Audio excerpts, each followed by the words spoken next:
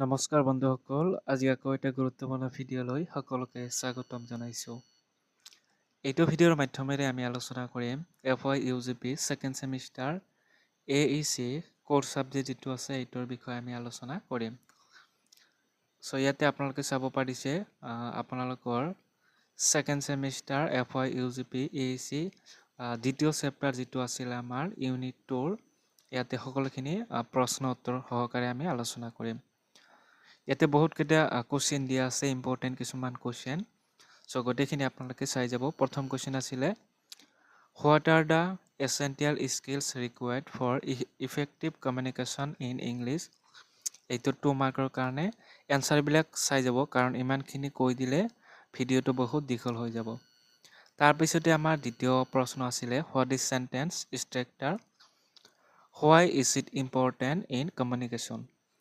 তাৰপিছতে আছিলে আমাৰ components, what are the main components of A basic sentence.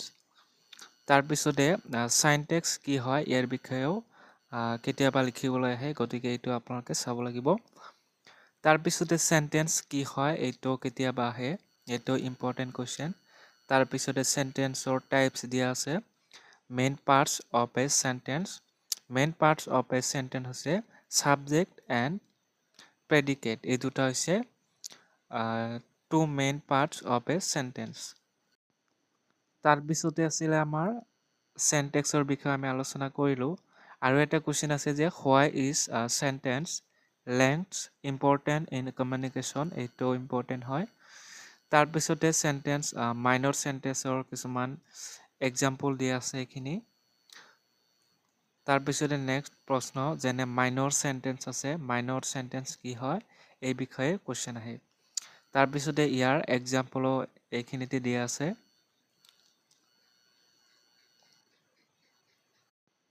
তাৰপিছতে আমাৰ 16 নম্বৰ কুৱেশ্যনটো চাব, name any four commonly used figures of speech.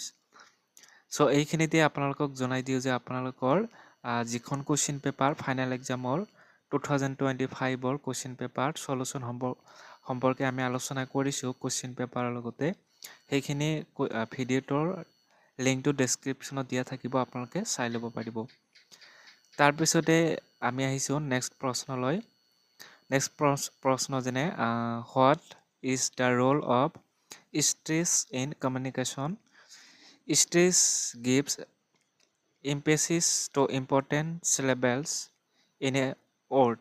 Proper stress helps in maintaining rhythms and clarity in spoken English.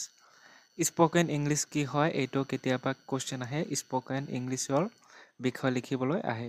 চ' এইখিনি আপোনালোকে চাব ভালদৰে। তাৰপিছতে আৰু এটা ইম্পৰ্টেণ্ট কুৱেশ্যন 29 নম্বৰত দিয়া আছিলে আমাৰ যে what is meant by the main idea in communication. এইটো এটা ইম্পৰ্টেণ্ট, আমি জানি থ'ব লাগে। তাৰপিছতে আমাৰ বাকী কুৱেশ্যন এইখিনি চাই ল'ব। তাৰপিছতে এটা ইণ্টাৰেষ্টিং কুৱেশ্যন আৰু ইম্পৰ্টেণ্ট কুৱেশ্যন হৈছে যে why is এটেণ্টিভ listening important in communication. অৰ্থাৎ কমিউনিকেশ্যন বা যোগাযোগ পদ্ধতিত কিয় শুনা বা অৰ্থাৎ লিষ্টেনিং শুনা কিয় প্ৰয়োজনীয়। চ' যেতিয়া আমি শিক্ষকে যদি কিবা এটা কথা বা যিকোনো বিষয় আলোচনা কৰে, ষ্টুডেণ্টবোৰে কি কৰিব লাগে, আমি সাধাৰণ ষ্টুডেণ্টবোৰে ভালদৰে শুনিব লাগে। যদি আমি ভালদৰে নুশুনো, পিছত যদি শিক্ষকগৰাকীয়ে শেষত যদি কুৱেশ্যন কৰে আমি ক'ব নোৱাৰিম বা এনচাৰটো দিব নোৱাৰিম। সেইকাৰণে লিষ্টেনিং অৰ্থাৎ যিটো শুনা কাৰ্য বা শ্ৰৱণ কাৰ্য এইটো আমি ভালদৰে গ্ৰহণ কৰিব লাগে। যেতিয়া আমি ভালদৰে শিক্ষকৰ কথাখিনি শুনিম, তেতিয়াহে আমি প্ৰশ্নটোৰ উত্তৰ দিব পাৰিম। সেইখিনি কথাকে ইয়াতে লিখা আছে বা এনচাৰটোত দিয়া আছে, এইখিনি চাব। তাৰপিছতে আমাৰ নেক্সট প্ৰশ্ন চাব, এইখিনি 35 নম্বৰ কুৱেশ্যনো দিয়া আছে। এইখিনি কিয় ইম্পৰ্টেণ্ট বা যোগাযোগ পদ্ধতিত লিষ্টেনিং হওক বা স্পিকিং হওক বা এটেনশ্যন এইখিনি কিয় ইম্পৰ্টেণ্ট, এইখিনি কেতিয়াবা প্ৰশ্ন আহে। তাৰপিছতে 38 নম্বৰ প্ৰশ্নটো চাব, what is introduction in communication. So' আপোনালোকে এইটো চাব, introduction is the process of presenting oneself or another person to establish identity and and interaction. তাৰপিছতে আছিলে আমাৰ ফৰ্মেল ইণ্ট্ৰডাকশ্যন ইউজৰ বিষয়ে লিখিব দিছে বা ফৰ্মেল ইণ্ট্ৰডাকশ্যন ক'ত ব্যৱহাৰ হয় এইটো লিখিব দিছিলে। তাৰপিছতে দি আছে 40 নম্বৰ কুৱেশ্যন আৰু 41 এইখিনি চাই ল'ব। এইটো এটা 41 নম্বৰ কুৱেশ্যনটো চাব পাৰে যে what influence communication according to social context. So' এইটো লিখিব culture norms influence and communication. তাৰপিছতে আমাৰ নেক্সট প্ৰশ্ন what is an information introduction. কেতিয়াবা আপোনালোকৰ এইটো প্ৰশ্ন আহে, এইটো চাই ল'ব। তাৰপিছতে আছিলে why are culture norms important in communication. এইটো এটা খুবেই গুৰুত্বপূৰ্ণ প্ৰশ্ন। কালচাৰৰ বিষয়ে কালচাৰেলৰ নৰ্মৰ বিষয়ে এইটো আপোনালোকৰ প্ৰশ্নটো বাৰে বাৰে আহি থকা দেখা যায় কমিউনিকেশ্যনত, গতিকে এইটো আপোনালোকে ইম্পৰ্টেণ্ট বুলি ভাবিব পাৰে। তাৰপিছতে কালচাৰ নৰ্মছ ইন কমিউনিকেশ্যন এইটো আপোনালোকে যদি চাই ইয়াৰে যিবিলাক সৰু সৰু প্ৰশ্ন থাকিব গোটেইখিনি লিখিব পাৰিব। ত' এইখিনি আপোনালোকে এইটো চাই ল'ব। তাৰপিছতে আছিলে আমাৰ 46 নম্বৰ প্ৰশ্ন। তাৰপিছতে আছে 47 আৰু 48। চ' এইখিনি আপোনালোকে চাব। একেবাৰে শেষৰ কুৱেশ্যন ইয়াতে 50 নম্বৰ আছিলে যে what is the important of apologising in communication. এইটো এটা ইম্পৰ্টেণ্ট, গতিকে এইখিনি আপোনালোকে চাই ল'ব। চ' এইখিনিতে আপোনালোকৰ কিছুমান কুৱেশ্যন মই কৈ দিছোঁ মুখেৰে, এইখিনি আপোনালোকে চাব। প্ৰথম কুৱেশ্যন নম্বৰ 1টো চাব যে এইটো লং কুৱেশ্যনৰ কাৰণে চাব পাৰে। হোৱাট ইজ কমিউনিকেশ্যন এইটো আহে, ঠিক আছে। প্ৰথম কুৱেশ্যন হোৱাট ইজ কমিউনিকেশ্যন।